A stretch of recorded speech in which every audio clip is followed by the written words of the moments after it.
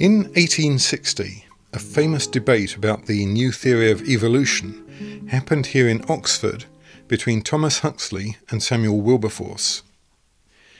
Everyone knows that in this great debate, Huxley made a fool of Wilberforce and won a great victory for science over religion. But what everyone knows is wrong. What really happened? There aren't any written records from the debate itself, and the accounts written afterwards conflict with each other. But it seems that Wilberforce, in a joking way, asked Huxley whether he was descended from a monkey through his grandfather or his grandmother. Huxley jumped up and replied that he'd rather be descended from an ape than from someone who used his great gifts to obscure the truth, meaning Wilberforce. Is that how it really went?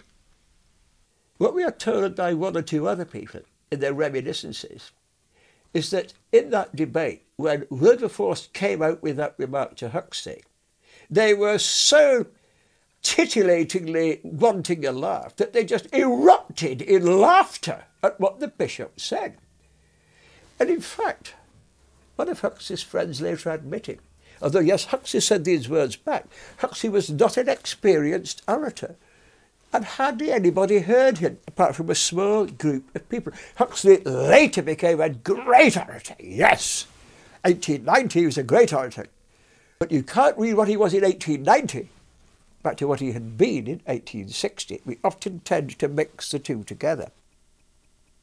But then we're told that the bishop actually suddenly realised he'd made a breach of manners. After all, it was not the done thing for one gentleman to suggest that another gentleman's grandmother might have been a monkey. Wilberforce responded to Huxley with an apology, saying he did not wish to hurt the professor's feelings. Does that sound like some Bible-thumping charade? Right, and of course Huxley's reply, we don't actually know what Huxley said. And some people at the debate claimed they actually couldn't hear him, that he had difficulty throwing his voice over such a large audience. And some have argued that it was Hooker that actually provided the real scientific and persuasive response to Wilberforce's criticisms. But the one acid test for the whole of this is John William Draper himself, the man who had allegedly bored everybody stiff by his going on about monkeys before the bishop. In 1874, Draper produced a book, and it was about the warfare between science and Christianity. I own a copy of that book, I've been through it. There is no mention whatsoever of this debate in it. Had that debate been so world-changing, Draper would have crowed it from the rooftops. There ain't a single mention. The newspapers don't mention it. The popular magazines of the day don't mention it.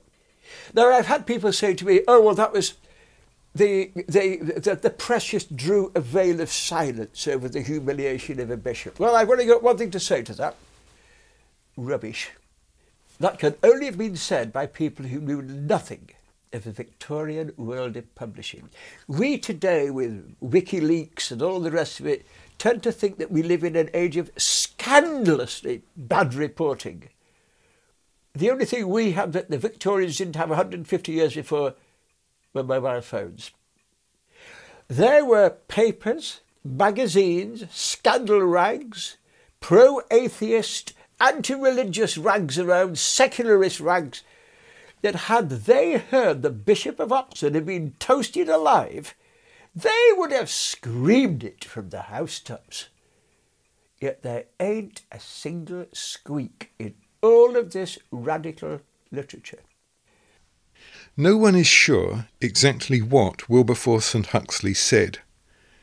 There were 700 people in the meeting, and most of them probably didn't even hear Huxley's reply.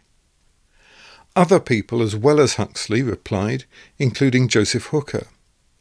But the debate was so insignificant that when John William Draper came to write his book about the conflict between science and religion in 1874, he didn't mention it, even though he was there when it happened. So how did the myth of Huxley's great victory get started? More next time.